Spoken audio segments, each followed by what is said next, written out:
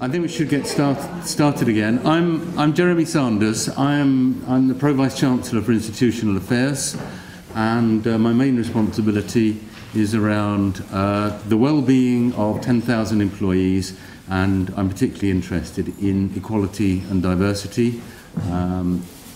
Gender matters are something that's a very large part of my portfolio, so I'm very pleased to be able to be here, and I'm sorry I couldn't attend earlier on, but I've just come from chairing an HR committee meeting.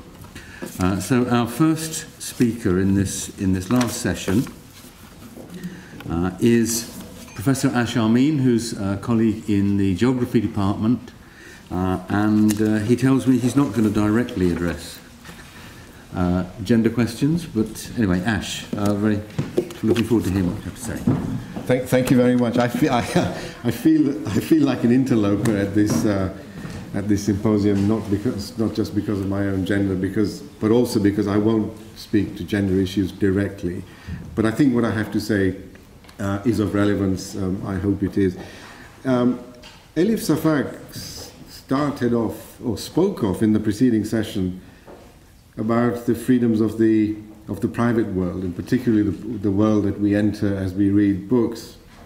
And what I want to do is to focus on the freedoms or the trials of public space, of the, if you like, the inevitabilities of engagement in public culture.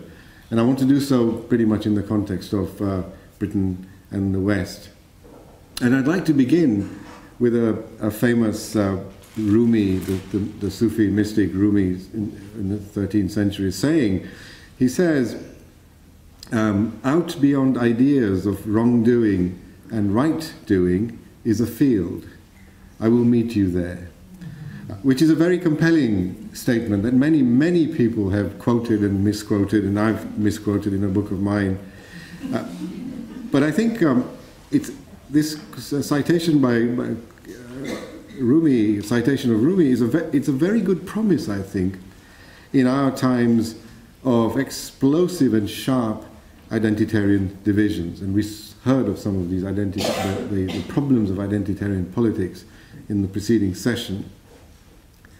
And indeed, much of Mona's work, I think, has absolutely watered this ground of encounter where right and wrongdoing come together, by showing us the connections between Islam and Christianity in her own writing and the lecture she gave here, by really assiduously trying to recover the Illuminist or the Enlightenment tradition in Islamic thought, by speaking out against isolationism, sometimes with immense courage and also blame within the British Muslim community, and also speaking for femininity in Islam with immense empathy, in the way that she did yesterday, I think, and almost counterintuitively.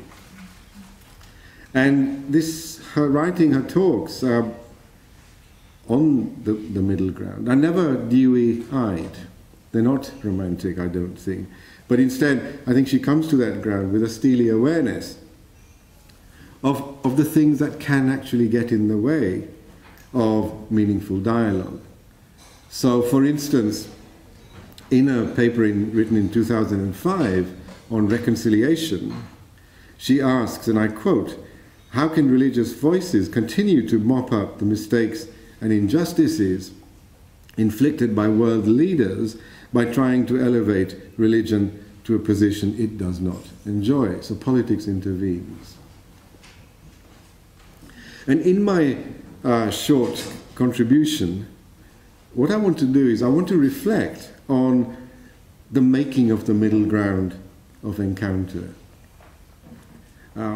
picking up on a very brief exchange that happened at the end of Mona's lecture yesterday on the rules and the moods of public space. There was a discussion about veiling and whether the French were right or wrong in expecting women to remove their veils in public, and all the kind of the politics of faciality. And of course all of these plays out in the public sphere, either in public space or in public culture.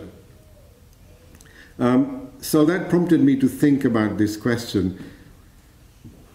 what is the middle ground? What is the making of the middle ground of encounter? And how is this middle ground of encounter mediated? Because I think how the ground is mediated, or how we understand the middle ground to be mediated, might turn out to be quite crucial in terms of inflecting the quality of the encounter. So, for example, today in Britain, the rub in public culture between, for instance, Muslims and their interlocutors, largely their enemies, is constrained by at least three rather obstinate intermediaries. One is what I've described in a book I wrote recently called The Land of Strangers, the foul air of a catastrophist biopolitics. A biopolitics constructed in the context of 9/11, extreme climate change, the formation of risk society in which anxieties pluralize, primarily in the West, but also in the East too, in such a way that politics and public culture begin to project the future as almost constitutively perilous, uncertain, and actually unknowable. And one of the consequences, I think, of this kind of understanding of the future is a biopolitics that has come to define community and security, national or otherwise, rather narrowly as the war between racialized bodies and racialized cultures. And in this scenario, in this kind of ground of intermediation, the other can only be imagined always as a foe, as an enemy, never as part of the homeland or a friend. And I think in that context, in the context of the biopolitics of catastrophism in Britain and elsewhere in Europe, the Muslim and their counterpart come to the table, come to the zone of engagement, of encounter only as pre-given and as incompatible, and always complete. And then another intermediary of the ground of encounter is, of course, a rather volatile everyday public culture. The fragile and always contingent balance between, on the one hand, a conviviality that exists in public space, particularly in urban metropolitan, in cosmopolitan space, where this conviviality is born out of the intermingling of strangers and the differences of gender, race, ethnicity, for a moment sublimate and disappear. So in super diverse Britain, as Steve Vertovec writes, what we begin to find is a fragile, everyday getting along with each other in the context of those quick exchanges in the street. But at the same time, in that very same street, inhabited by children, Muslims, women, whoever else, the judgments that occur in the street are also based on a very long legacy of what I would call phenotypical racism, which is a quick-fire sensory categorization of the outsider and particularly of minorities, people who look visibly different, as inferior or as out of place. Which is partly why we obsess about the veil. So in a sense, in public space, the veil becomes the medium through which the entire Muslim body becomes categorized as this or that. You are not allowed another plural identity. And then thirdly, another third intermediary, if you like, of the balances of public space and public culture, I think I would call the socio-technologies of life chance. For example, in thinking of the lives of Muslims, how immigration rules and integration policies, how developments in the labor market, in the housing market, welfare discriminations, and the age-old maldistributions of race, class, and gender routinely return Muslims, women in particular, to the bottom of the ladder of social mobility and civic recognition. So Rumi's field, it seems to me, is no tabula rasa. It's not a neutral ground. It is already very heavily predetermined. So what I want to turn to now in the 5 minutes that remain is just to then think of some of the implications of such a reading of the ground of encounter. To speak of the intermediations of public culture or public space, I don't think is necessarily to be against a politics of reconciliation. In today's climate of aversion and intolerance, almost as a kind of everyday habit, clearly we, whoever we are, should grab any opportunity for dialogue and reconciliation. But not, I think, at the expense of a politics of justice beyond the interpersonal. And that's what I want to get onto now. And I say this because if we recognize that the ground is always mediated, and very often politically mediated, or through the other machinations of public culture, then to make a case for a politics of justice beyond the interpersonal, I make that case because I think in our times, and this is a question that came up in the preceding session, I think such a politics, an explicit politics of justice, has almost disappeared off the political lexicon and off the political landscape. And so, for me, a politics of justice beyond the interpersonal would press for tangible reforms that begin to close the gap between the privileged and the disadvantaged, however defined and however understood. It would be acutely aware, I think, of the limitations of identitarian politics. And it would be interested in the shared commons and shared existential concerns that bridge difference, in the way I think Mona has tried to argue for a very long time. And this field, you could say, would be presided over not just by Rumi, but perhaps also by Marx and also by an early feminist, Mary Wollstonecraft, where now this ground of encounter would begin to be occupied by disenfranchised Muslims and disenfranchised majorities, by environmentalists, by feminists, by social democrats, by workers and cosmopolitans, all of whom happen to be offended by the prevailing pathologies of our times, but the pathologies of cultural melancholia, the pathologies of market profligacy, and the pathologies of religious or secularist excess. I don't like the word fundamentalism, but I prefer the word secularist or religious excess. Joined together, keen on the open society that works for the many and not just the few.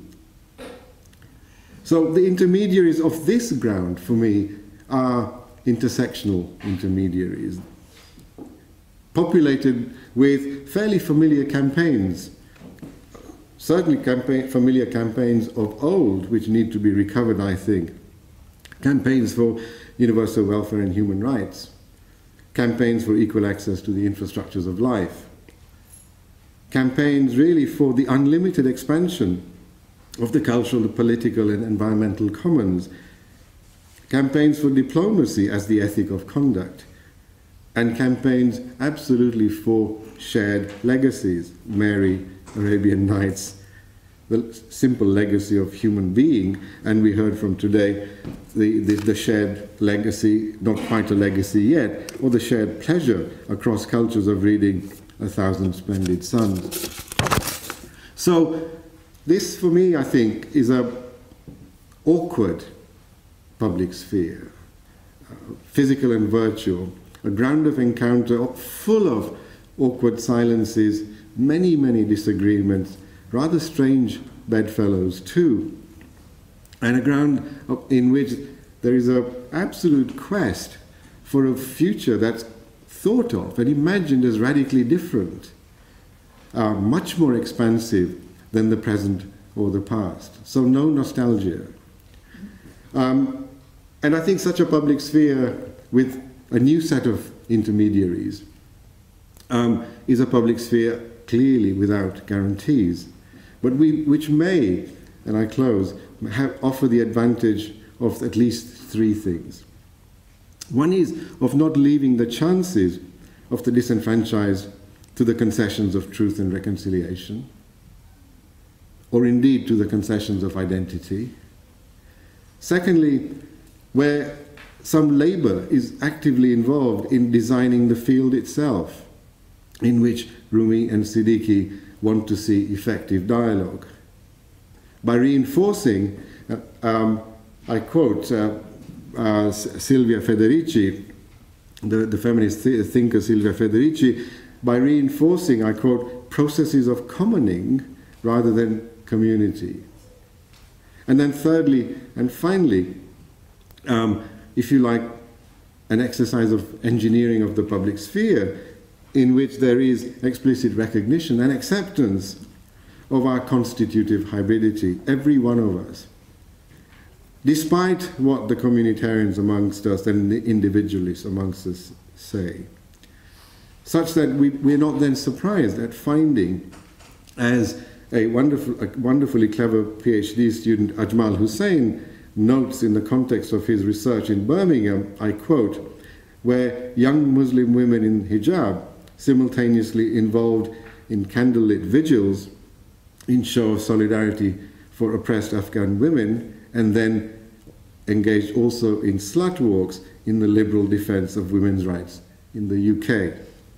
So here is an example, I think, where we have a public sphere in which the culture of that public sphere is not one in which we are forced to conform to the stereotype or to play to the ascribed role. Thank you.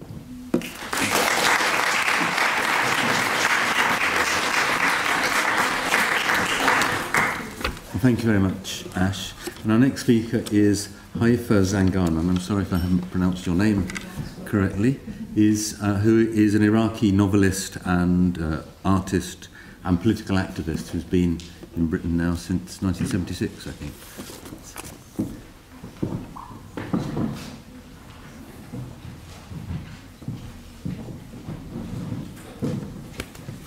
Right, thank you very much for inviting me. Thank you, Muna.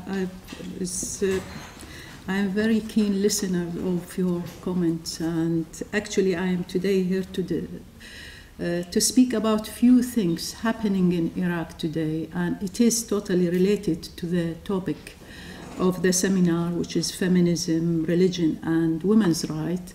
But also I'm very keen to hear what you all think about it, and Muna especially. Well, feminism, sadly, is associated nowadays. I mean, earlier we heard about Egypt and Afghanistan, and we know the war on terror was to start with targeting Afghanistan, and then moved on from Afghanistan to the triangle of evil, starting in Iraq and stopped there. But it continued in other forms. It's moved on to occupation. The invasion was followed by the occupation, and now we have indirect occupation, which is called kind of, if we use the terminology by the US military, it's a sustainable violence or a low-level war. So when I'm talking about, I'm going to say occupation, I am really referring to the low-level war as it's being used by the United States and the British government. So feminism is associated, sadly, in Iraq with colonial feminism and feminist. I'll explain. US policy towards NGOs was reformulated in the aftermath of September the 11th, again, and it's several US-funded Iraqi women's organizations were established either immediately before or after. So within 1 month of the launch of the war on Iraq in 2003, we noticed the emergences of many women organizations and many women groups funded by the US, and for the first time being offered a platform to voice their plights under Saddam's regime. And one of them, I'm using it as an example, is called Women for Free Iraq, where 50 Iraqi women were collected, almost handpicked, and being paraded in Washington, D.C. on March the 6th, like 11 days before the invasion. They all described themselves as NGOs and began working in Iraq. Then when they moved to Iraq with the invasion, they were working and representing, like after the mission accomplished, they were rewarded with posts within the government, either cabinet ministers or highly regarded places. In their statement, Women for Free Iraq sang homilies to U.S. administration, offered their support, I quote, to President Bush for his principled leadership, unquote. Thus they became I quote, being grateful to the Americans for liberating us has become the Bismillah of their speeches, media interviews, press conferences, and photo opportunities with U.S. officials. And inside Iraq, they were rewarded. So they worked inside Iraq relentlessly to echo the U.S. policy as well and call for the war on Iraq. But, I mean, there were other groups. That doesn't mean all women NGOs or all women, all feminists were this kind of feminists, but they became predominantly there because they've been part of the government and the political process to build up or to say, well, we are building democracy for Iraq. Now, so we have to notice the association, democracy, women's rights, and the colonial feminist, or feminist in general. So this kind of combination, it became lethal in Iraqi society for people to feel really angry about all these issues. They became bad words altogether put in one basket. And this has, until now, damaged the independent voices, damage the work of women organization, and damage even any prospects of working on human rights. When I talk to young people and women about the human rights in Iraq now, they laugh at me. They say, what's the point? Look at what's happening to us. Look at the democracy they brought to us. So this association became really, and this is happening also not just in Iraq. I work with women in Egypt. I work with women in Yemen, and they tell me the same story. They talk about the whole thing. There were other voices, obviously, and women been working very hard. In fact, I mean, Iraqi women very famous for their struggle over decades, over a century, in order to reach the point where they were very active in building the modern Iraqi state, building the country. And we reached, in fact, in the 70s and before the Iraq-Iran war, to what we can call, if we look at the Muslim triangle, we reached the top where it is almost the gender equality in Iraq. We had it there. Sadly, we didn't have the political freedom, but when it comes to women's rights through laws and the implementing of laws, various of them, we reached very high, sophisticated place at that time. The response to this kind of colonial feminism, as seen as a clearest picture in Iraq, was really counteracted by other groups of women who were in the Muslim world, in the Arab world. Like there were 9 women's organizations signed a statement. This is before the invasion of Iraq against the war. They were stating, and I'm quoting, "We Arab women say no to the war against Iraq because we are certain that when armies invade, only destruction will prevail," which is absolutely what's happened. The destruction in Iraq is huge by all standards, and women are part of that destruction. So it is really, I mean, I've been brought up in the Iraq that combined women's rights with national liberation movement. So it is to get rid to be liberated from the colonial powers, because we were colonized by the British to start with, and then 1958 we were liberated. Within 2 years, from 1958 to 1960, Iraq achieved, and women with men, both of them, achieved what the colonialism and what the previous took 50 years to achieve. In 2 years we did. The change of laws, the women's rights, human rights, everything happened so quickly, amazing, regarding education, regarding issuing one of the most advanced family laws in the Middle East was issued in 1959, and that is what the Iraqi government now, and I'm going to talk about it a little bit, is trying to abolish. And this is linked also to religion. What is religion for Iraqis? Iraq, although in the many people say Iraq is a secular country, or was a secular country under Saddam, and this is really, it's not.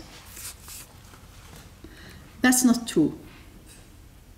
I think deep down and in all manifestation in our daily life, it's a country where religion is there, but not the religion that you grow a beard or you wear a veil. Religion is a cultural, it's the architecture, it's the Quran. The Quran, which is really the most beautiful language, which we study at school in order to have beautiful language. This is the unite millions of people, the language of the Quran. It's the beauty of the, also, there are words in what combine us is, if we leave aside the punishment and everything, which you pick up sometimes on Islam and the Quran, you'll see there are so many beautiful, humane things in the Quran itself. And this is what we've been brought up to. We were, in a way, secular religious, if we can say that. And as my Yemeni friend would say, and she's an activist within groups of women organization, and she is in the mountain and all, she would say, well, we don't even know the meaning of the word secular. And this woman is a communist who was telling me, she said, we call it civil rather than secular. And I've seen in Algeria, when I was there, a prominent member of the Communist Party who will jump and go to pray. And I was shocked. I said, you praying? You're a communist. What's happened to Marx and Lenin? Come on. And they said, but no contradiction. This is this and that. This is, and we know that in Latin America, Catholics and the church works within the national liberation movement, as well as the rest of the population and the movement. So it is the relationship between the colonial and the colonialized also, which we mustn't forget when we talk about women's rights, about human rights. What pushed people to be really extremist from one end to another, and we've seen it in Iraq, we've seen it very clearly in Iraq, is suddenly, it's not a sudden, this growth of what they call radical movement, Islamist movement, or whatever they call it, it's not sudden. It came gradual, and it's been brought up through the injustice. If you don't deal with injustice, if you live through hypocrisy, if you live with double standard, you are going to face this kind of radicalism. And also, the occupation and invasion of Iraq made people return to what is familiar to them deep down. It is like during the French occupation, the Nazis, the French occupation, the French people who were not religious people, they went back to the small village for protection, to keep their identity, to protect their existence, which is really engulfing the identity. And this is what Iraqis did. What Iraqis doing this.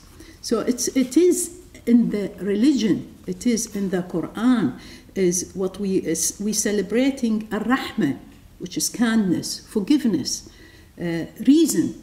Reason has been aql is mentioned in the Quran 49 times. Learning, ilm, 108 times. And kindness, 300 times. It expressly prohibits the killing of non-combatants. Women, children, the aged, even trees. We should care about trees. By the way, the Americans, and this is somehow, I don't know why, but when I went to Baghdad and I've seen it, I just cried. And I'm not a woman who cries easily. But I saw they cut the trees, the Americans. Why? Because they think terrorists behind them, they might attack us. And I saw Baghdad bare, it used to be full of palm trees and we spend millions, if not billions, of money because of the desert weather, to protect Baghdad, to protect the people. We had to have trees.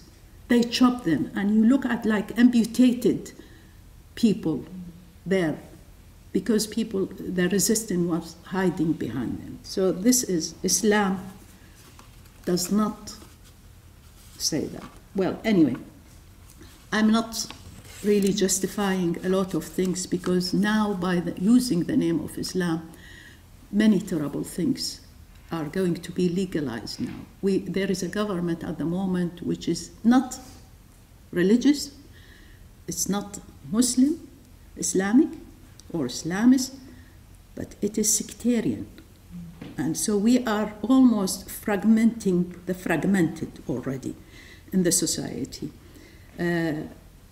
People from other religions are targeted as much as the Muslims themselves targeted. So Iraq, which being very rich, proud with the mosaic we had, it's like I belong to a Muslim, mixed Shia, Sunni, and Arab Kurd. I am a Kurd, and our neighbors were the Sabi'in, one of the oldest religions in land, and they only in the south of Iraq and part of Iran. The Christians, the Yazidis, we had them all. We lived together with them. Now Iraq is emptying of that. There are forces that are growing there, holding the power and listening and obeying whatever outside is. The link is there, and they still use the rhetoric of democracy and human rights and everything but in practice they are really is a sectarian, corrupt government which is trying to cover up this corruption now with using Islam. Now, the most recent thing is on the 25th of February, the Iraqi Council of Ministers approved a new personal status law. This is going to change the 1959 law, which is considered to be the most advanced in the Middle East regarding women and children and the whole family altogether. So this new law is called Ja'fari law, and it is named after the sixth Shiite Imam, Imam Ja'far Sadiq. It was submitted, it was approved by the council, and it was submitted to parliament for approval. So now we are in a stage when we can still maybe put an end to this. So what is this, the law? What is it? I mean, the current law is, let me just go through. It stipulates the following: the legal age of marriage, the current law, for both men and women is 18. Polygamy is prohibited, and taking a second wife is extremely restricted, unless you have a special permission from a judge, from your ex-wife, from anybody. Is almost, you can be fined, put in a prison if you have a second wife. This is what it is, extremely restricted. A Muslim male is allowed to marry a non-Muslim female without conditions or restrictions. A woman can disobey her husband if he behaves tyrannically and harms her by failing to provide adequate housing or care should she fall ill. This is only few articles of the old 1959 law. Right, what is the new suggested Ja'fari law? It reads, legal age for marriage for females is 9 and males at 15. and could be even lower with the consent of the guardian, be a father or a grandfather. So we are legalizing child marriage now. Article 104 permits unconditional polygamy, but in fact it goes further because it advises a man how to spend his fortnights together, and the details are really, it makes some read. I mean, we talk about literature, it makes kind of things. Article 101, men have the right to enjoy, I quote because this is the word used, enjoy sex with their wives anytime they want, and wives cannot leave their marital house without their husband's permission. Then husbands are not required to pay financial support, nafaqah, when a wife is either a minor or a senior and hence unable to sexually satisfy them. This is the other one. Also, it prevents Muslim males from permanently marrying non-Muslim females. Now, take notice of the word permanently, because this is important. What's happening now is we have a new phenomena which go to be pre-Islam, and this is called mut'a, is the marriage, temporary marriage, which is for enjoyment. Is a mut'a means a man who wants to have sex with a woman marries her in presence of a religious figure who acts as a mut'a broker. The man will specify how long the marriage will last, ranging from few hours, sometimes 10 minutes, depends, to many years. A smaller dowry will then be paid to the woman. Such marriages have no protection or guarantees for women or their offspring in Iraq. Only a man has the right to renew it when it expires or terminated early. And temporary marriages and unregistered marriages, they are not registered in civil courts, and they were prohibited totally before 2003 in Iraq. So these are, I mean, I am not going through all the articles, it's really something, but this defy and breach all of all Iraqi laws, international agreements, and United Nations Convention, which Iraq ratified on human rights, in particular of women and children. It legalizes rape. It will put an end to girls' education. I mean, because if at the age of 9 is a child is getting married, so, and at the age of 12 maybe having a baby, and she's a child having a child, this is an end to education. Education is one of the most important things which we struggled for in Iraq, and for many, many decades. And we reached to the extent, like if you have only the university degree, you look down at. You have to have a postgraduate degree. Now we take it back 100 years back by issuing these laws. This will also reduce women to being sexual tools and legalize their punishment if they dare to object. It will put an end to interreligious. This is a hugely important political issue, because the problem in Northern Ireland is there is no interreligious, inter-community marriages, one of the main problems there. So if we start this, not marrying non-Muslim or not marrying a Shia from a Sunni or a Sunni from Shia, so this is definitely the end of Iraqi society as we know it. Both of them. So what is the justification for this law? How they present it to the people? I'm quoting one of the Shia lawmaker who is prominent into presenting it. He says, this is the core of the freedom.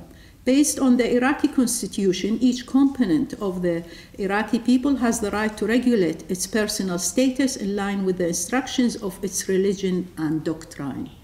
That means in each religion got its own law to work on it or to follow it or to regulate a family. So what will happen to families, which my family, for example, how are we going to regulate our affairs? Obviously, there is a huge outcry about it by women. independent women. There are demonstrations now, there are meetings. The United Nations representative to Iraq is speaking about it, also condemning, or at least saying, well, this is really a risk, it doesn't protect rights for women and international commitment. But what about women MPs? Because we have one of the highest quota of women MPs, almost like higher than Britain, by the way, and higher than America. In America, I think it's 18% or something. We have 25% in Iraq, and this is the quota which been forced in the constitution by Paul Bremer. So the U.S. Military ruler forced it in order to promote women's rights. So women MP, one of the most outspoken women, her name Suzanne Assad, she said, is when she was asked about it, and she was asked what your child is 9 years old, would you accept marrying you? She said yes, because it is a divine Sharia. It is a must, but it isn't a must. It's not a Sharia. We have to really, that might be presented to the world as a Sharia. It isn't, because at the same time, Association of Muslim Scholars in Iraq did not agree, and they issued very powerful statements saying this is not Sharia as we know it. As you know, it depends on interpretations, and it seems like those political parties, and they asking for the country and the ministers and the cabinet to withdraw this law because it's going to establish or deepen the sectarian nature in the society. This law, no matter how it is marked, will damage what Iraqi women have been struggling to get rid of for over a century, and it is a huge degrading step backward to Iraqi men and women alike.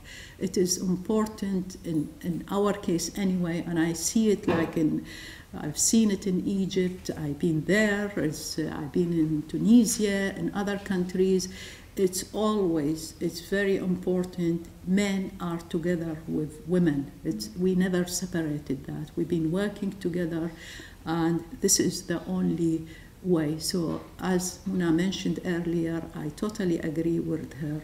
It is human rights which should be universal, which we are working on, rather than fragmenting these various issues. Thank you very much.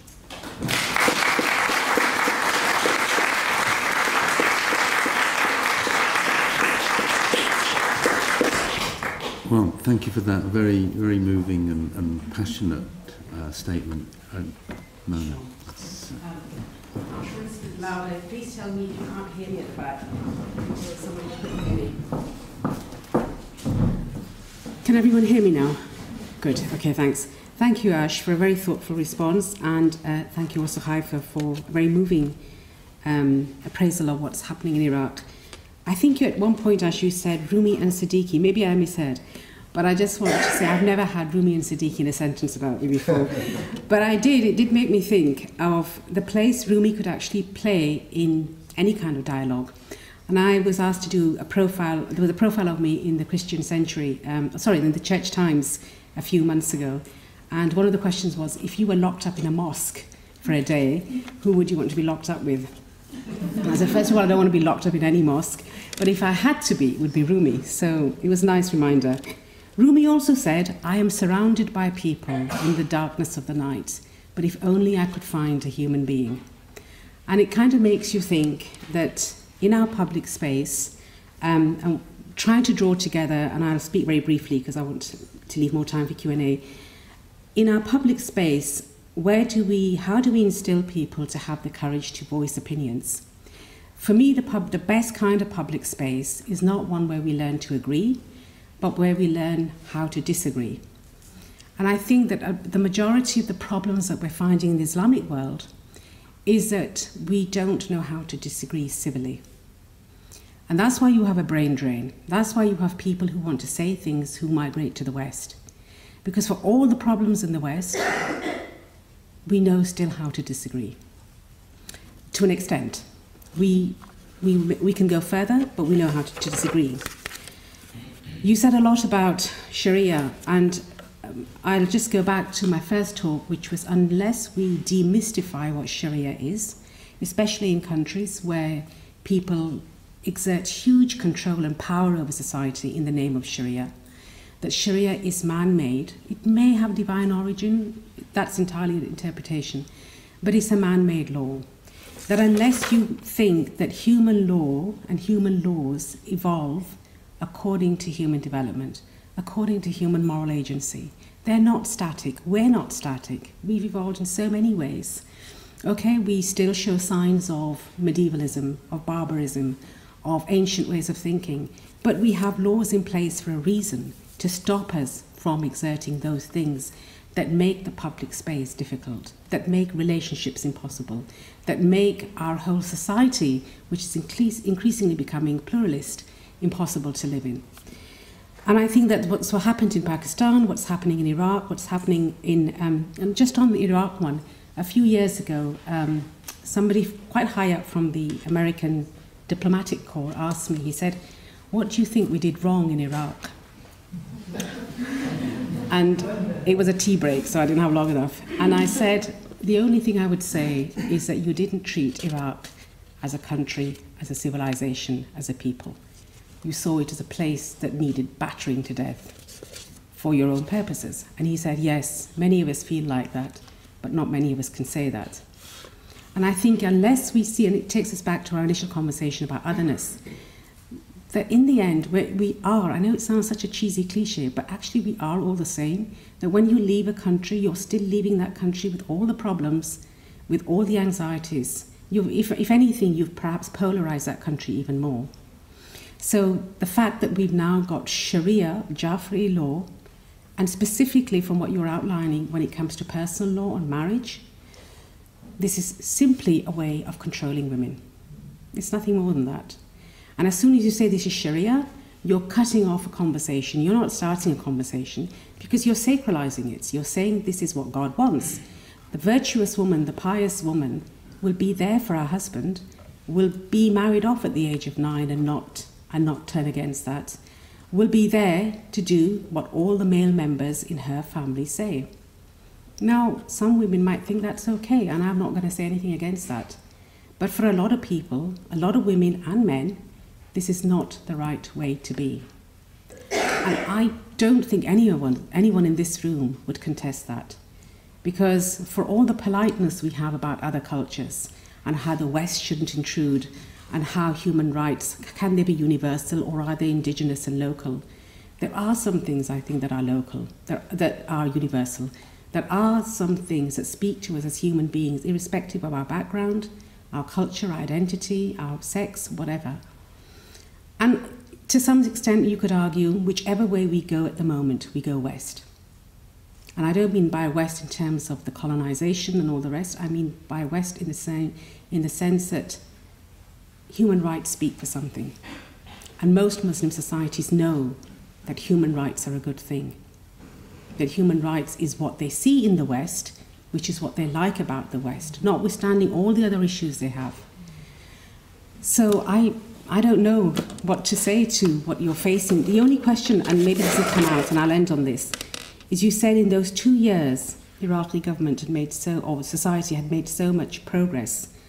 And I just wondered what was unique to Iraq at the time, that in 2 years you made so much progress in so many areas. How did people just come together for that kind of transformation? Thank you.